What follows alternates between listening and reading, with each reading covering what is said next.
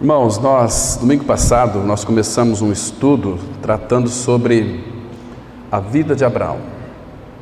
É uma caminhada bastante interessante.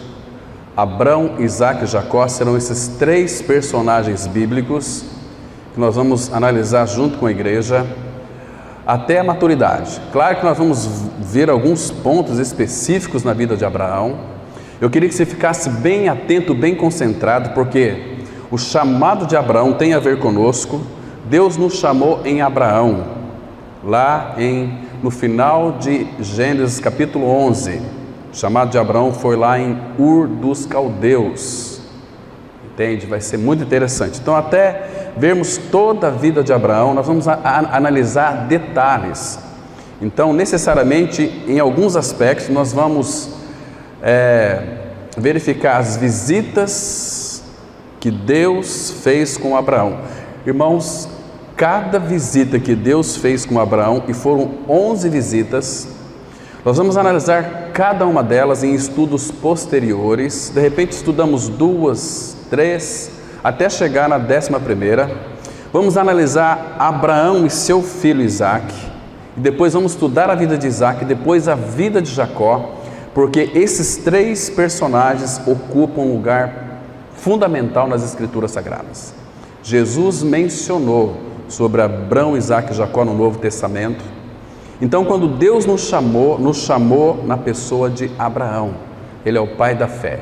Nós vimos domingo passado que Abraão, ele aprendeu lições preciosas em ser um pai com seu Pai Celestial. E o que é muito importante, e que Abraão prefigura nas Escrituras, principalmente em Gênesis 22, ele é uma figura linda do nosso Pai Celestial.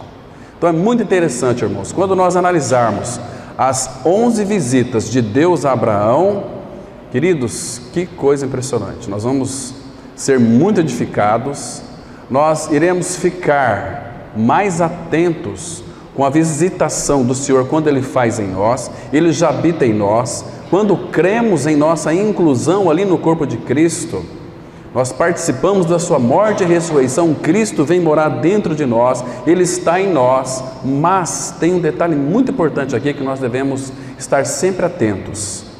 Deus o Pai, Ele sempre está nos visitando, no sentido de trazer uma revelação nas Escrituras, trazer uma claridade, um entendimento para nós avançarmos no Senhor. Mas, queridos, quantas vezes essa semana que se findou, você foi visitado pelo Senhor, quando Ele trouxe uma manifestação linda da palavra? Muitos, infelizmente, não têm essas visitações do Senhor, embora Ele visita, porque o desejo do Pai é falar, é se revelar a nós. Mas, meus irmãos, Ele não vai falar, Ele não vai se revelar, se nós não desejarmos ouvir a sua voz. Então, irmãos, quão fundamental é para nós termos os ouvidos abertos, olhos abertos, para vermos claramente e ouvirmos a sua voz quando Ele nos visita, quando Ele nos toca pela sua palavra. Queridos irmãos, nós precisamos de crescer muito nesse aspecto, senão nós vamos aí ficar como tantos outros evangélicos e crentes. Nós temos que orar para que Deus salve o mundo. Queridos, onde é que Deus pediu para que nós orássemos pelo mundo? E nenhum versículo da palavra de Deus mostra que nós devemos orar pelo mundo. Lembra de Abraão? Quando Deus disse que iria destruir Sodoma e Gomorra, Gênesis 18, a partir do verso 22. Sabe qual foi a oração que Abraão fez ao Senhor? Disse assim: Senhor, porque Deus visitou Abraão na sua tenda. Ele estava separado do mundo. Ló estava em Sodoma e Gomorra, figura do mundo. A palavra diz lá em 2 Pedro que Ló, vendo toda aquela sodomia daquele povo, ele afligia seu espírito, porque Ló era um homem justo, era um homem do Senhor, mas ele estava no mundo. Mas Deus, quando declarou que iria destruir Sodoma e Gomorra, ele foi falar com Abraão, que estava separado do mundo, e disse que iria destruir. Então Abraão orou por Sodoma e Gomorra.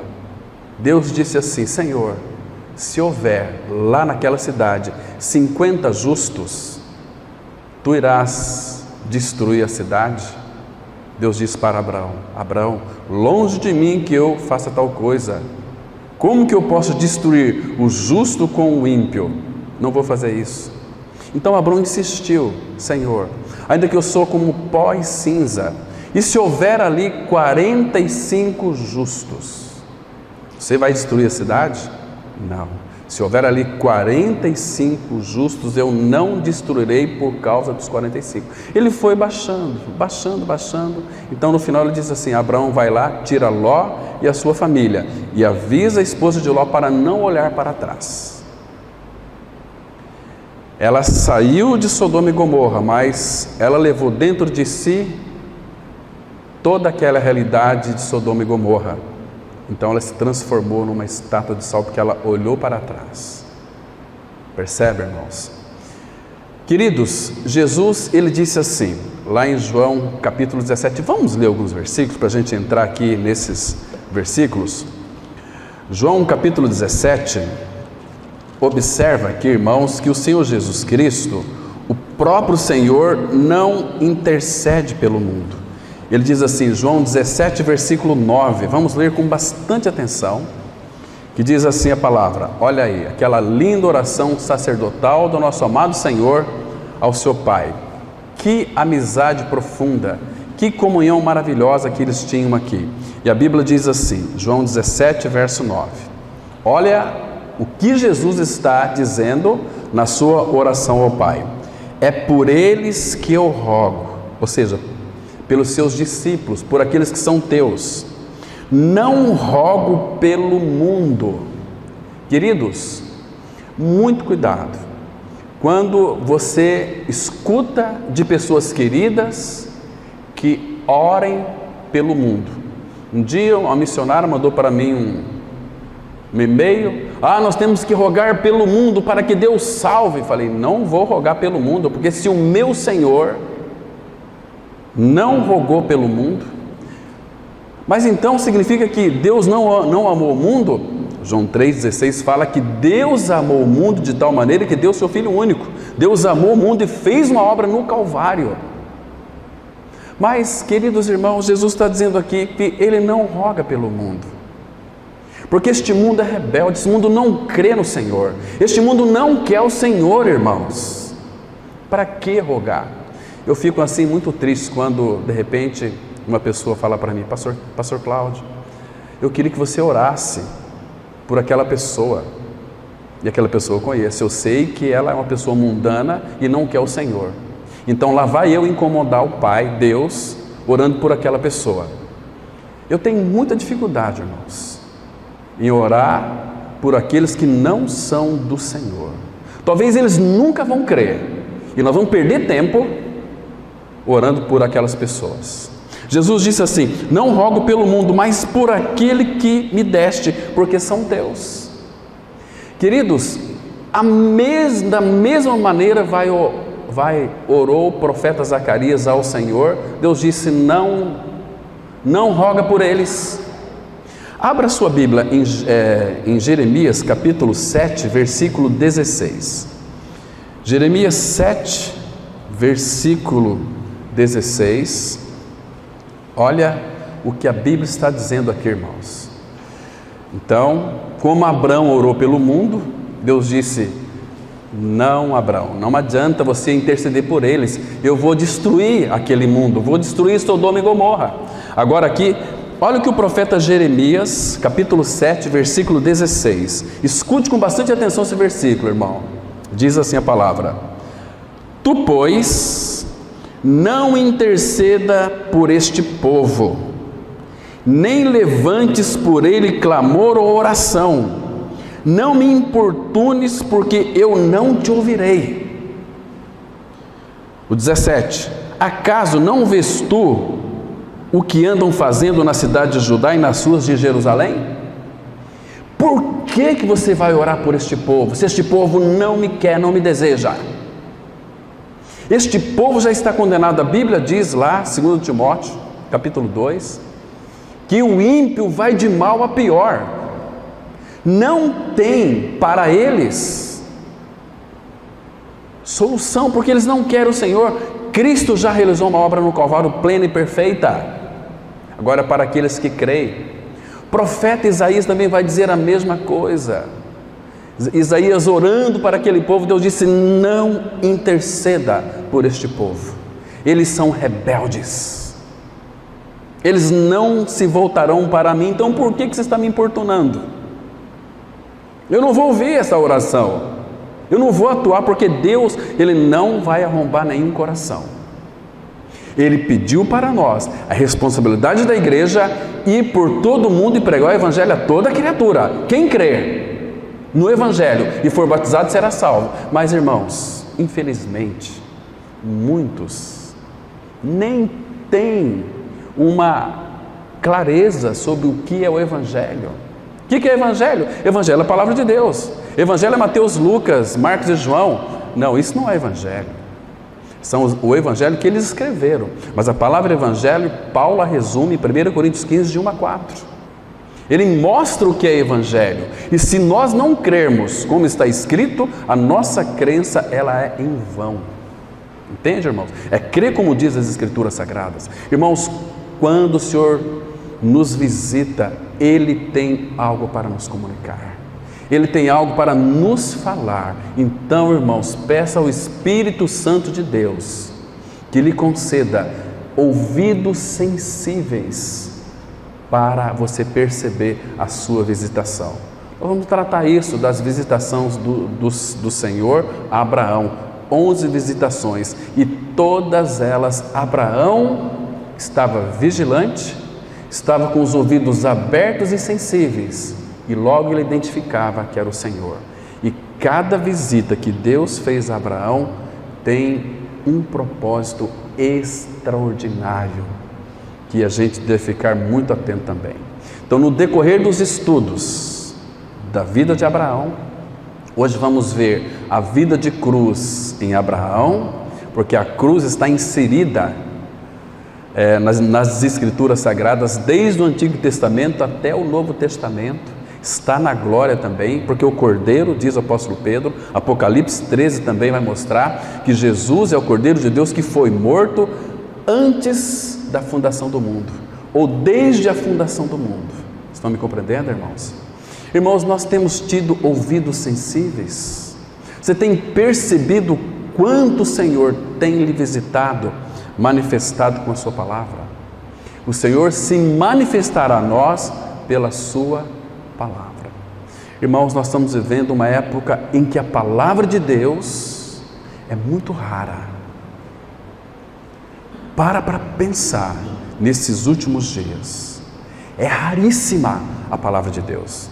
O que nós temos muito são pregações motivacionais. Você tem que buscar a tua vitória, você tem que buscar a tua bênção, você precisa, você quer, você tem que buscar poder.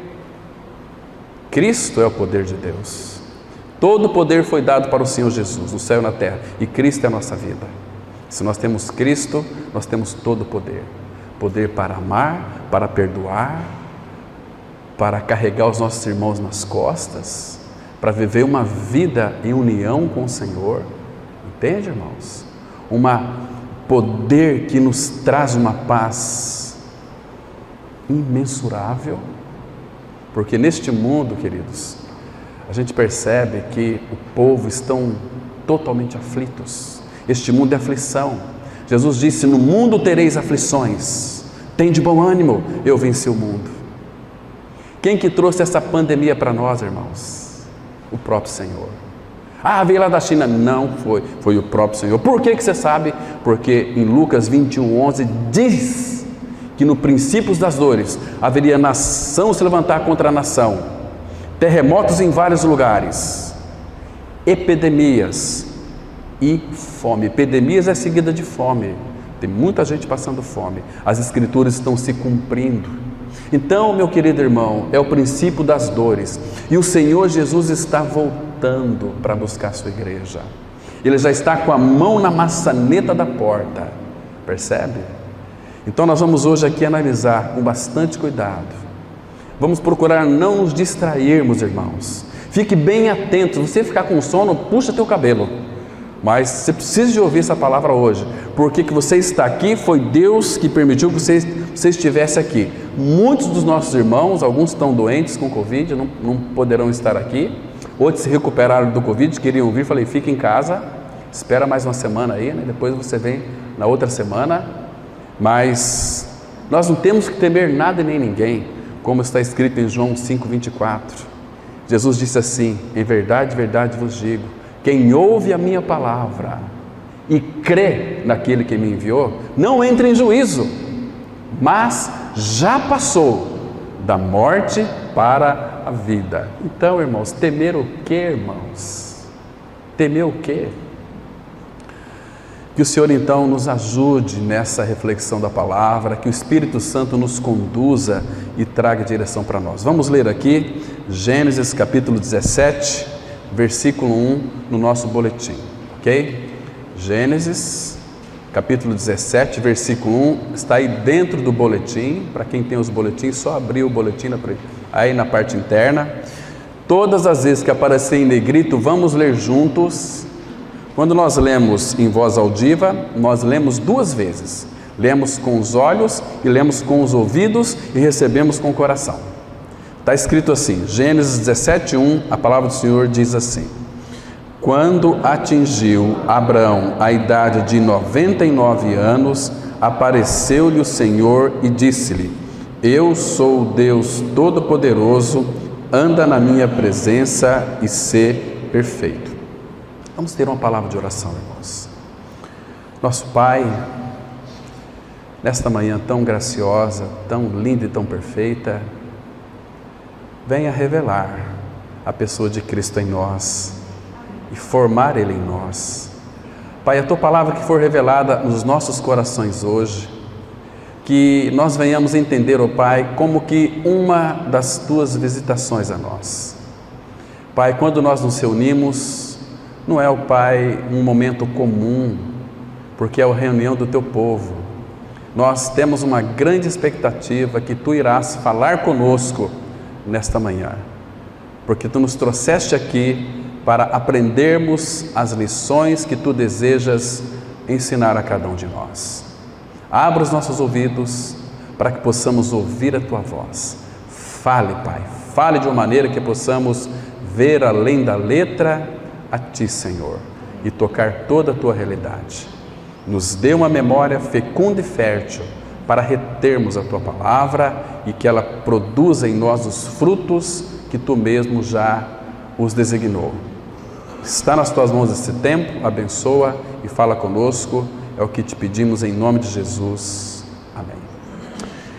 Irmãos, nós estamos vivendo, como já disse para vocês aqui, um tempo ou em tempo em que a palavra de Deus ela é muito rara. Amós 8:11, as pessoas já profetizou ali antes de Cristo que haveria um tempo em que eles procurariam cidade em cidade, de mar em mar, de terra em terra, a palavra do Senhor, e não a encontraria. Felizmente, irmãos, estamos vivendo esse tempo onde a palavra do Senhor é raríssima. Mas nós temos muitas pregações, mas, queridos, pregações que não enfocam a centralidade de Cristo e a cruz. Tem um pastor que escreveu um livro, Cristianismo Diabólico. Cristianismo sem cruz é um cristianismo diabólico. Eu queria que vocês prestassem atenção nessas ministrações que são proferidas nesses últimos tempos. Você vai perceber que em raríssimas ministrações eles enfocam a centralidade de Cristo. Pregam Deus, pregam as histórias bíblicas, fala para buscar Deus, queridos, mas sem a pessoa de Cristo ninguém vai ao Pai. Ele é aquele que é o caminho, a verdade e a vida. e ninguém vai ao Pai senão por mim.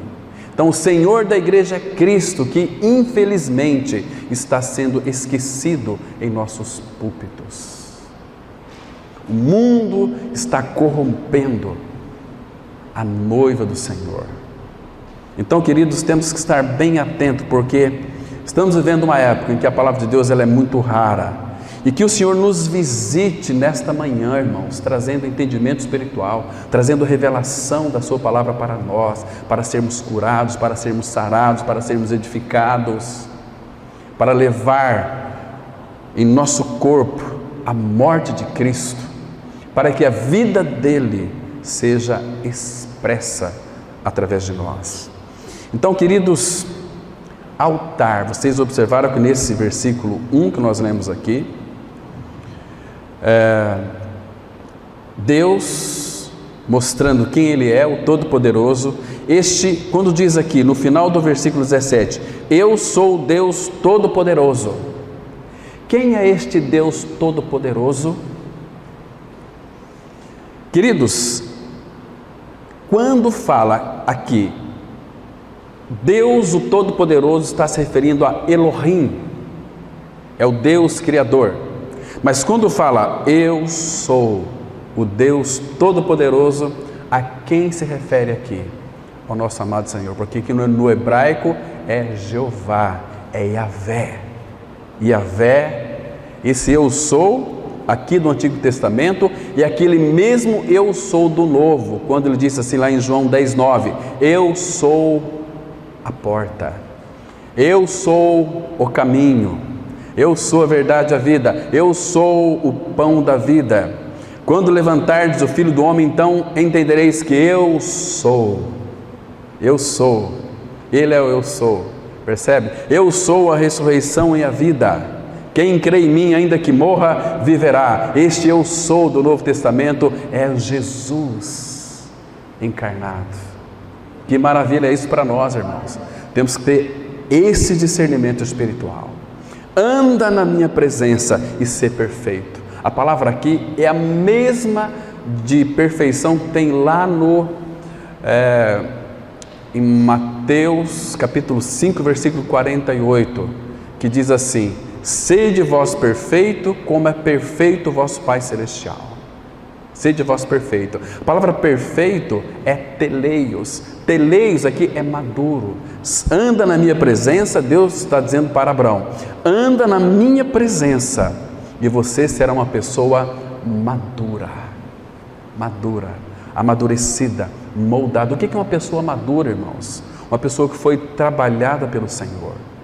Nós somos barro, estamos nas mãos do oleiro, Jeremias 17. Então Ele vai moldar a nossa vida.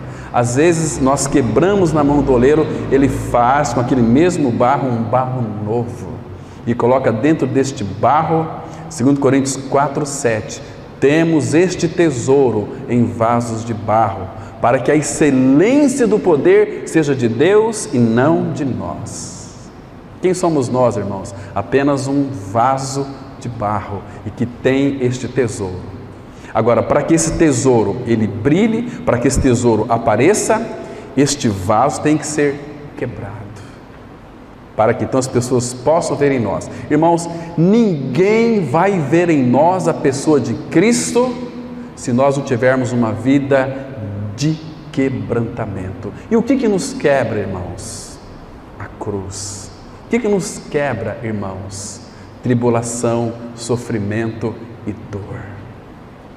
As dores, sofrimento e tribulação na nossa vida são uma bênção, porque tem uma tendência de nos quebrar, de tirar aquilo que é precioso em nós. Porque você acha que você tem alguma coisa de precioso aí, que é seu, da sua alma? Nada. Não temos absolutamente nada. Paulo, lá em Romanos 7, versículo 18, ele disse assim: porque eu sei, isto é, na minha carne ali é a alma, na minha alma não habita bem nenhum, nem nós não habita bem nenhum, irmãos. O que sai de nós de bom? O que sai de nós de bom? Nada. O ser humano, Isaías 1, 5 e 6 fala que desde a planta do pé até a cabeça não há em nós coisa sã. Nós somos podres da cabeça aos pés. Se você falecer, vamos velar você aqui uma semana. Um dia a gente até suporta, mas depois de 3 dias, você começa a feder. Percebe? Fica sem tomar banho aí uma semana, para ver o que acontece. O que sai de nós de bom, irmãos? Quando vamos para o banheiro, né? Não, tomar banho, sai sujeira só, e outras coisas mais, não é assim? Quem somos nós? E o salmista diz lá no Salmo 8, Senhor, quem é o homem para que dele te lembres? Agora, como é que pode esse Pai que é amor, Deus de amor, graças ao Senhor que Ele nos amou? Abraão, queridos, se ele fosse deixado lá em Ur dos Caldeus, o que seria de Abraão hoje? Nada, estaria no inferno já há muito tempo, mas Deus o chamou, Deus amou Abraão, Deus nos amou. Você está aqui hoje, sabe por quê? Não é porque você quis estar, porque Deus lhe amou, e amou de tal maneira. A palavra tal maneira, tal, ela é indefinida, não dá para definir tal maneira. Nos amou de tal maneira que deu seu Filho unigênito, seu único Filho. Muitos dizem assim, mas eu também sou filho de Deus. Deus tem um Filho, Jesus Cristo. Agora, nós somos feitos filhos de Deus. 1 João 3,1 diz assim, vede que grande amor nos tem concedido o Pai, a ponto de sermos chamados filhos de Deus. Mas por que nós somos filhos? Porque Ele colocou o Filho dele dentro de você e de mim. E por causa de Cristo, Ele nos fez filhos de Deus. João 1,12 diz assim, mas a todos quantos o receberam, Jesus, deu-lhes o poder de serem feitos filhos de Deus, a saber, os que creem no seu nome. Tem que crer no nome de Jesus. Nome é a pessoa. Crer que você foi crucificado junto com Ele, ressuscitou junto com Ele, Cristo é sua vida. Não mais eu, mas Cristo vive dentro de mim. Se você não crê nesse fato, você está perdido. E a palavra crer significa união. Crer. Eu creio em Jesus. A palavra fala, por exemplo, 1 Coríntios 6, verso 17. Aquele que se une ao Senhor é um espírito com Ele. Quando Paulo e Barnabé pregaram a palavra, lá na Macedônia, muitos se uniram ao Senhor. Muitos, a mesma palavra, muitos creram no Senhor, mas ali está uniram, é a mesma palavra no grego. Muitos se agregaram ao Senhor, muitos se uniram ao Senhor, porque ouviram a pregação do Evangelho.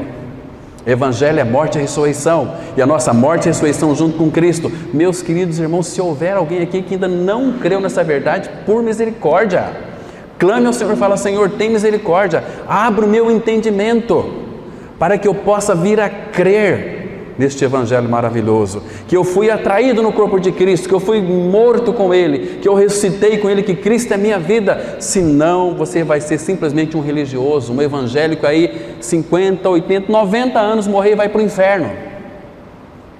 Porque muitos naqueles dias vão dizer para o Senhor, Senhor, nós participamos da Tua mesa, participamos até da ceia do Senhor, mas nunca experimentaram em realidade espiritual a vida de Deus no seu interior. Não é assim, queridos? Então, nós vamos encontrar aqui no Antigo Testamento a palavra altar. A palavra altar significa cruz no Novo Testamento. Quando você lê o Antigo Testamento, você encontra a palavra altar, leia com cuidado, porque ele está apontando para a cruz. Altar nas Escrituras é um símbolo da cruz no Novo Testamento. Altar nas Escrituras fala de um lugar de adoração, fala de consagração. O Senhor Jesus se consagrou inteiramente ao Pai, morrendo lá numa cruz. Como que nós sabemos que altar é lugar de consagração e de adoração? Por exemplo, no Antigo Testamento tinha um cordeiro passeando por lá, e alguém pegava aquele cordeiro, era o cordeiro da consagração. Trazia aquele cordeiro, colocava ali, sacrificava ele, pegava o sangue, aspergia lá dentro do Santo dos Santos. Mas o que eles faziam com aquele cordeiro? Pegava aquele cordeiro, colocava sobre o holocausto, ali era o altar. O holocausto é uma figura da cruz. Aquele cordeiro era oferecido inteiramente. A palavra holocausto significa holo é todo, causto consumido. Causto é de soda cáustica, que consome tudo. Então, holocausto, aquele cordeiro era oferecido ao Senhor inteiramente. Então o Senhor não destruiu o povo de Israel, porque aquele cordeiro estava prefigurando a pessoa de Cristo que iria morrer numa cruz. Então Jesus se entregou inteiramente ao Pai. Isso é consagração, isso é adoração. Queridos, onde é que está a nossa vida? Quando fala assim, a minha vida está no altar do Senhor. Você está dizendo para o Pai, Pai, a minha vida está na cruz. Primeiro que a cruz tem dois aspectos. A obra na cruz nos liberta do pecado, matando, crucificando o pecador junto com Cristo. Romanos 6,8 diz assim, ora, se já morremos com Cristo, cremos que também com Ele viveremos. 2 Coríntios 5,14 a palavra fala assim, pois o amor de Cristo nos constrange, jogando nós isto, um morreu por todos, Jesus morreu por todos, logo todos morreram. Dentro desse todos você precisa de crer que está o seu nome, todos. Eu creio que eu fui incluído nesse todos. Então, a obra da cruz lhe fez de você uma nova criatura. Você morreu com Cristo, ressuscitou com Cristo. Agora, o caminho da cruz vai tratar com a alma, com a nossa alma. Então, lá em Lucas 9:23, Jesus disse assim, para os salvos. Jesus não força, Jesus, Ele não pega você com a camisa de força, agora vem cá você, não. Ele disse assim, Lucas 9:23, se alguém quiser vir após mim, a si mesmo se negue. Negar, o que é a si mesmo se negar? Negar a sua vontade, que é a alma, negar seus pensamentos, que é a alma, e negar suas emoções, negar você mesmo. Então, eu não vivo mais para mim, mas para o Senhor. Não é assim, irmãos? Então, e Ele morreu por todos para que os que vivem não vivam mais para si. Então, quem quiser vir após mim, a si mesmo se negue, dia a dia tome a sua cruz e segue-me. Aí é um cristianismo verdadeiro e genuíno. Por isso, meus irmãos, que não vai ser muita gente salva, não. Lucas 12:32, Jesus disse assim, não temas, ó pequenino rebanho, porque foi do agrado do Pai dar-vos o seu reino.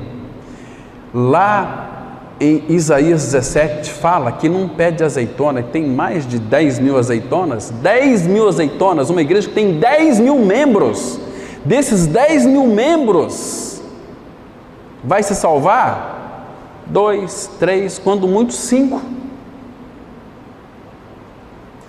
Quando muito 5. Isso não nos entristece? Claro que sim, irmãos. Porque as pessoas querem religião, querem reteté, querem prosperidade, quer carro novo, quer fazenda, quer casa, quer tudo, mas não querem o Senhor. Fazem dele um Papai Noel. Tem uma varinha aqui de condom, ó Senhor, me dá isso para mim. O pastor disse que vai ser assim, então cuidado com isso, irmãos. Se envolva com o teu Senhor, procure conhecer o Deus de teus pais. Quem é o Deus de teus pais? É o Todo-Poderoso. Quem são os nossos pais? Abraão, Isaque e Jacó. Queridos, então, altar é símbolo também de uma vida espiritual, com Deus, de uma amizade com Deus. A vida de Abraão foi uma vida de altar, foi uma vida de cruz. Percebe que Abraão, nós vamos ver aqui hoje, se o tempo permitir, Abraão teve 4 altares na sua vida. são altares ascensional, de crescimento espiritual para com o Senhor. Por isso que Abrão passou por todos eles, foi testado em muitos deles, mas uma vida de cruz, sabe o que significa? Uma vida íntima com Deus. Isaías 48 fala que Abrão foi amigo de Deus. Tiago 2,23 fala que Abrão foi amigo de Deus. Lá em 2 Crônicas 20, versículo 7, fala que Abrão era amigo de Deus. Então todos os profetas, o próprio Tiago falou no Novo Testamento que Abrão era amigo de Deus. Mas qual é o segredo de uma vida íntima com o nosso amado Senhor? Uma vida de cruz, levando sempre, por toda parte, o morrer de Jesus em nosso corpo, para que a vida de Jesus se manifeste. Quando tem você, não vai ter vida de Deus, nem de Cristo. Mas quando diz lá em Gálatas 5,24, e os que são de Cristo, e os que são de Cristo, não é quem pertence à palavra da cruz. De repente você pode pertencer à denominação aqui e não pertencer à igreja de Cristo. Nós não pertencemos à palavra da cruz. Isso tem que ser tirado, essa placa aí tem que ser extirpada. Nós pertencemos à igreja de Cristo, ao organismo vivo. Homens e mulheres que creram em Cristo estão ligados ao cabeça. Ele é o cabeça. Nós somos o corpo de Cristo, a vida da igreja. E nós não podemos viver a vida da igreja sem a cruz, a vida de cruz, vida de altar. Senão nós não vamos crescer, irmãos. Nós vamos ficar patinando, como aqueles dois amigos que entraram num barco e começaram a remar, o barco não saiu do lugar. Estava amanhecendo o dia, eles estavam meio como que já encharcados de vinho, esqueceram de desatar a corda ali que prendia o barco. Será que não é esse o caso de muitos? Então, queridos, vida de altar, vida de cruz é uma vida de íntima comunhão com o Pai. Na expressão do Salmo 25, versículo 14, o Senhor dará a conhecer a sua aliança aos seus íntimos. Você é amigo íntimo de Deus? Você tem convivido com Ele? Você tem andado como Abraão aqui na presença dEle? Nós vivemos na presença dEle, mas você tem andado com Ele como andou Enoque? Enoque andou com Deus 300 anos e Deus o tomou para si. Imagine que amizade maravilhosa tinha Enoque com Deus, caminhando todos os dias os dois juntos. Olha, tem uma ilustração de uma menina de uma escola dominical, que ela foi para a comunidade, mas os pais ficaram em casa. É importante que minha filha, meu filho vai lá ouvir a palavra, eu vou ficar em casa, tem que fazer muitas coisas. Mas aí ela chegou em casa, uma menininha de 9 anos, e o pai disse assim: como é que foi lá hoje? Foi bom. Qual foi o tema do estudo? Falou sobre Enoque. E como é que foi Enoque? Enoque andou com Deus. Explica para mim, filha. Olha, pai, Enoque andou tanto com Deus, que ficou muito longe da sua casa, que Deus disse assim: Enoque, já que você está longe da tua casa, mais perto da minha, sobe aqui e fica morando comigo para sempre.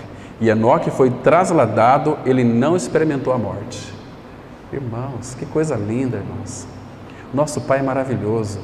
Quando nós estamos vivendo diante do Senhor, uma vida com Ele, não precisa nem pedir coisas para Ele, porque tudo que Ele tem para você, na sua intimidade com Ele, Ele vai acrescentar mais e mais e mais e mais e mais. Pare de pedir coisas. Fala: Senhor, eu quero lhe conhecer, preciso amá-lo, porque se você não conhecer o Senhor, você não vai amá-lo. Se você não amar o Senhor, o que Paulo fala lá em 1 Coríntios 16, versículo 22? Se alguém não ama o Senhor, seja maldito. Você responde aí no seu coração: você ama o Senhor Jesus Cristo de verdade? Se você não ama, você é um maldito, uma maldita, porque você pertence a Ele. Você tem que amar este rei. Este rei não é um rei assim, que é um rei, aquele que te castiga, mas aquele que é manso e humilde de coração.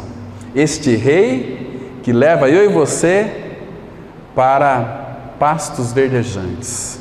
Este rei Aquele que refrigera a nossa alma. É aquele que nos dá segurança.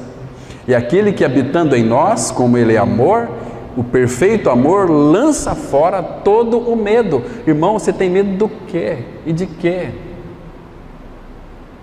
Você não sente a segurança do Senhor na tua vida? Ele é quem nos guarda. O Senhor é quem te guarda. Então, queridos, Abrão era amigo de Deus. Ele era íntimo de Deus. E Abraão, ele andava com Deus. E a amizade com Deus, queridos, gerava em Abraão uma coisa chamada confiança. A amizade com Deus em Abraão gerava esta intimidade, como o apóstolo Paulo disse lá em 2 Timóteo 1,12: eu sei em quem tenho crido, estou certo de que Ele é poderoso para guardar o meu depósito até aquele dia. Você se lembra quando Abraão então enviou o seu servo Eliezer, figura do Espírito Santo, para buscar esposa para o seu filho Isaque? Então, queridos, nós vemos ali uma profunda convicção, uma profunda confiança.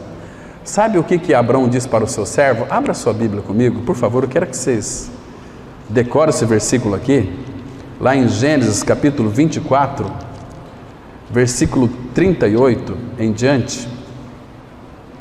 Gênesis 24, a partir do versículo 38. A palavra, ela diz assim, olha que interessante aqui, irmãos.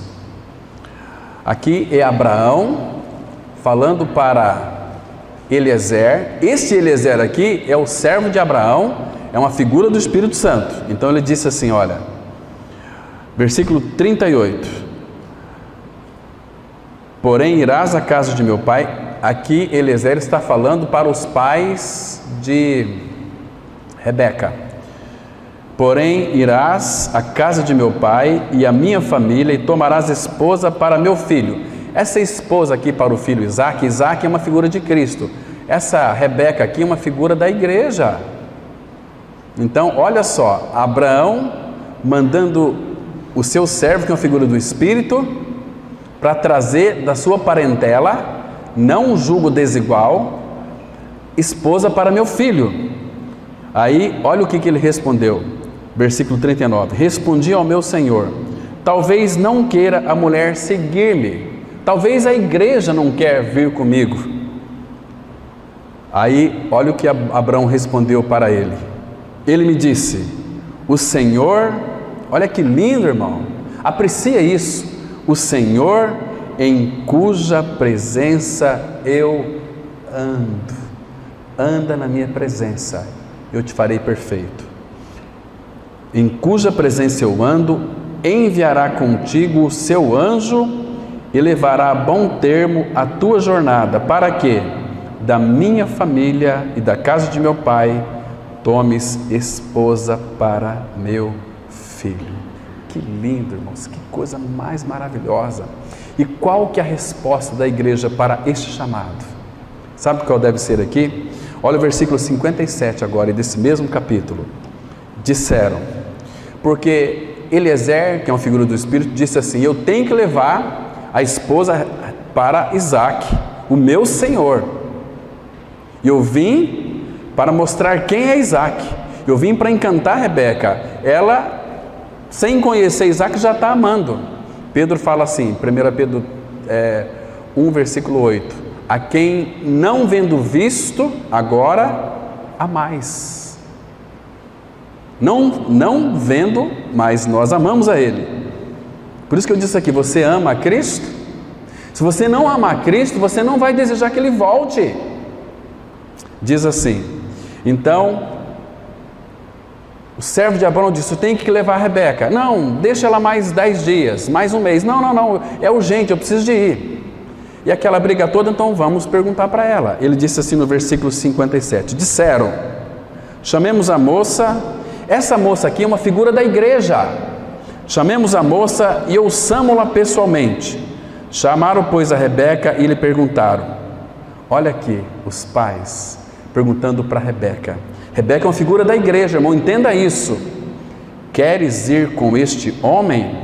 Ela respondeu: oh, irmãos, irei, eu irei. Queridos, se Jesus voltar para nos buscar hoje, você irá com Ele? Iremos com Ele, estamos prontos para ir com Ele. Queridos, que linda revelação bíblica de Cristo à igreja. Ele quer de nós esta resposta bendita, com todo o nosso coração. Por que você vai? Porque Ele libertou do seu pecado? Não. Porque Ele deu uma nova vida? Também não. Mas por que você vai? Porque eu amo o meu Senhor. A minha esposa e meus filhos amam o meu Senhor. Todos aqueles escravos por amor com orelhas furadas. Se você não ama, você não vai desejar o teu Senhor. Ah, nós somos libertos do pecado, Cristo morreu, ressuscitou, nos incluiu na sua morte, mas você ama o teu Senhor? Eu tenho dificuldade, eu tenho muito apreço pelo Senhor, mas Senhor, o teu amor que já foi derramado em nosso coração, e ele seja uma realidade na minha e na sua vida, para que quando Ele nos chamar, nós podemos dizer: eu irei, eu irei. Por que você vai? Porque eu amo. Porque, queridos, aqui é um chamado voluntário. Por que você vai? Porque eu tenho que ir? Não. Porque o pastor disse que eu tenho que ir? Não. Se você não ama o teu Senhor, você não vai. Você vai dizer não para Ele. Então, a gente vê em todas as Escrituras Sagradas, o Senhor sempre nos chamando a nossa atenção. 1 João 2, 15-17. Não ameis o mundo, nem as coisas que há no mundo, porque tudo que há no mundo, a concupiscência dos olhos, soberba da vida, etc, etc, etc. Lá em Tiago diz assim: infiéis, não sabeis que a amizade do mundo é inimiga de Deus? Quem quiser ser amigo do mundo, pode ser, mas constitui-se inimigo de Deus. Não que Deus vai ser inimigo, mas a pessoa está se constituindo inimiga de Deus. E nós fomos chamados para um relacionamento. Esses três aqui, irmãos, Abraão, Isaque e Jacó, eles andaram, todos eles andaram com Deus. Abra aqui em Gênesis 48, versículo 15. Veja que, percebi que não foi só Abraão, mas Isaque também andou com Deus. Israel também andou com Deus, porque aqui, quem está falando aqui é Israel, cujo nome foi trocado. Agora, porque quando aqui Jacó abençoou seu filho José, ele disse uma coisa muito importante, irmãos. Irmãos, a palavra de Deus ela é cheia de detalhes, então atente aos detalhes da palavra do Senhor. Deus é um Deus de detalhes, Deus é o Deus de fio de cabelo, como a irmã leu aqui no início, estava fazendo um comentário. Pardal não cai sem que Ele permita, Ele sustenta todas as coisas, é um Deus de detalhes, se importa com detalhes. Versículo 48, versículo 15: e abençoa José, aqui é Jacó, e abençoa José dizendo: o Deus em cuja presença andaram meus pais, Abraão e Isaque, o Deus que me sustentou durante a minha vida até este dia. Que lindo é isso, irmãos. Você sabia, para você levantar da cama, deitar, andar, caminhar, é porque Ele te sustenta? Olha o versículo 16: o anjo que me tem livrado de todo o mal, esse anjo aqui não é anjo, esse anjo aqui é o Senhor Jesus, que está em letra maiúscula. O anjo que me tens livrado de todo o mal, abençoa estes rapazes, porque o abençoador é Cristo. Efésios 1,3 fala que bendito Deus e Pai de nosso Senhor Jesus Cristo, o qual nos abençoou com toda a sorte de bênçãos espirituais nas regiões celestiais em Cristo. É Jesus, este anjo, que abençoa. O anjo que me tem livrado de todo mal, abençoa estes rapazes. Seja nele chamado o meu nome e o nome de meus pais Abraão e Isaque, e cresçam em multidão no meio da terra. Mas, queridos, que lindo. Então, aqui Jacó está dizendo que os pais deles andaram, meus pais Abraão e Isaque. Ele tem 2 pais? Um dia um seminarista falou para mim o seguinte: mas a Bíblia, eu acho que esse pessoal aí, filósofos, tem razão em falar que a Bíblia tem muita coisa errada, porque como que Jacó pode ter 2 pais, Abraão e Isaque, e depois ele também é para nós um outro pai? Os nossos pais, Abraão, Isaque e Jacó, são os fundamentos nossos. Claro que temos hoje fundamentos que foram lançados pelos apóstolos e profetas, Jesus, que é a pedra angular, que é o suprassumo de tudo aquilo que disseram e viveram estes homens. Estão me compreendendo, irmãos? Então, hoje em dia, a grande maioria, vou falar aqui com bastante reverência, dos pastores são incrédulos. Tem um reitor de uma universidade evangélica lá em Londrina, no Paraná. Ele disse assim para um outro irmão que é muito amigo meu, lá de Londrina, vocês conhecem, através do qual eu pude crer na palavra. Ele disse assim, esse reitor da faculdade, onde forma ali pastores, disse assim: as igrejas evangélicas têm mandado para esse seminário só pessoas incrédulas. Mas se as igrejas estão mandando para lá pessoas incrédulas, como estão as igrejas? Numa incredulidade só. Irmãos, isso não é lamentável, irmãos? Isso não é triste demais? E formam-se os pastores. Temos uma liturgia muito adequada. Queridos, quando nós começamos a trazer liturgia para os cultos, nós estamos limitando o agir do Espírito Santo em nosso meio. Tem que haver essa liberdade. Hoje vamos cantar tal cântico, hoje a palavra, o Senhor vai falar conosco. Quantas vezes eu vim aqui, às vezes preparei a semana inteira uma pregação, um estudo para trazer no domingo à noite, cheguei aqui, não era aquilo. Eu queria pregar aquilo, mas Deus queria pregar aquilo para o povo. Então, temos que se submeter à direção do Espírito em nossas vidas. Assim era Abraão, Isaque e Jacó também. Queridos, vocês se lembram dos conselhos que Davi deu para seu filho Salomão? Davi foi uma tranqueira, foi um assassino, foi um adúltero, foi um sujeito, talvez um dos piores. Mas sabe o que ele disse para Salomão, seu filho? E que o Espírito Santo então deixou relatado ali? Abra lá sua Bíblia, por favor, em 1 Reis, capítulo 2. Vamos ler aqui, irmãos, tenham paciência comigo, de 1 até o versículo 4.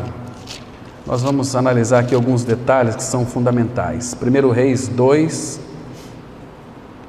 1 Reis, capítulo 2, vamos ler de 1 até o versículo 4, e vamos ler com bastante atenção. Quero aqui que vocês entendam uma coisa. Veja aqui os conselhos que ele deu para seu filho Salomão. Olha só que interessante, irmão. Aproximando-se os dias da morte de Davi, deu ele ordens a Salomão, seu filho, dizendo, preste atenção, irmãos, nos conselhos que Davi deu para Salomão, e o Espírito Santo fez questão de registrar essas verdades aqui. Eu vou pelo caminho de todos os mortais. Coragem, pois, e sê homem. Sê homem.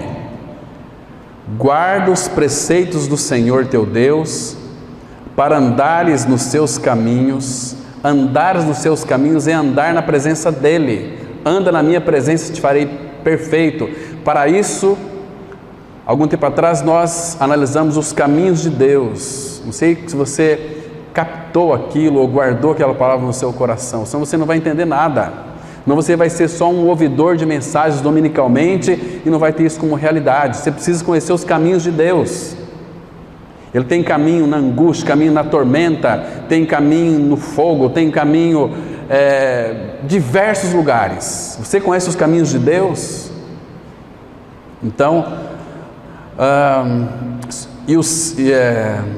Guarde os preceitos do Senhor, versículo 3, teu Deus, para andares nos seus caminhos, para guardar os seus estatutos e os seus mandamentos e os seus juízos e os seus testemunhos, como está escrito na lei de Moisés, para que prospere em tudo quanto fizeres e por onde quer que fores. Versículo 4, para que o Senhor confirme a palavra que falou de mim, dizendo: se teus filhos guardarem o seu caminho, para andarem perante a minha face fielmente, de todo o seu coração e de toda a sua alma, nunca te faltará sucessor ao trono de Israel. Nunca vai te faltar.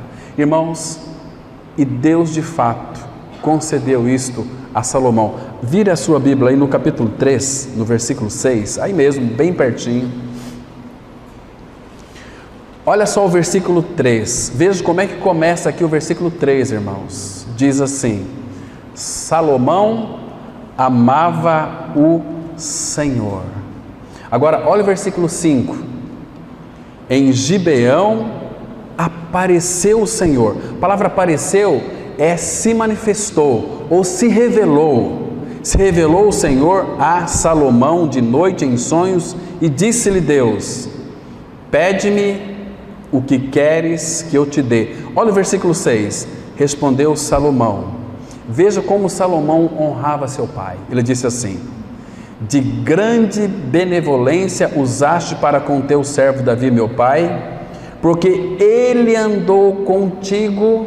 Davi também andava com Deus, andou contigo em fidelidade, diz a Bíblia, em fidelidade e em justiça e em retidão de coração, perante a tua face. Mantiveste-lhe esta grande benevolência e lhe deste um filho que se assentasse no seu trono, como hoje se vê. Irmãos, queridos, por que Salomão não mencionou ao Senhor sobre aquilo que Davi fez de podre? Por quê? Porque Salomão amava o Senhor, ele estava ligado ao Senhor. Então, se Salomão amava o Senhor, ele amava aquele que procede do Senhor. Lembra lá de 1 João 5,18? 1 João 5, versículo 1, que diz que se você ama aquele que o gerou, você também ama ao que dele é nascido. Então, se você ama o pai, você também ama o seu irmão. Se você não ama o pai, você também não ama o seu irmão. Então, Salomão, ele amava o Senhor. Está escrito aqui. Então, ele amava o seu pai. Então, quando nós amamos os nossos irmãos, nós não enxergamos os nossos irmãos defeito. Como o pai não enxerga na igreja defeito. Você sabe que você é cheio de defeito? Você sabe que você é cheio de problemas, você é problemático. Nós somos ranzinzas, nós somos implicantes, nós somos rabugentos. Nós somos uma peste de ruim, irmãos. Mas Ele não vê defeito.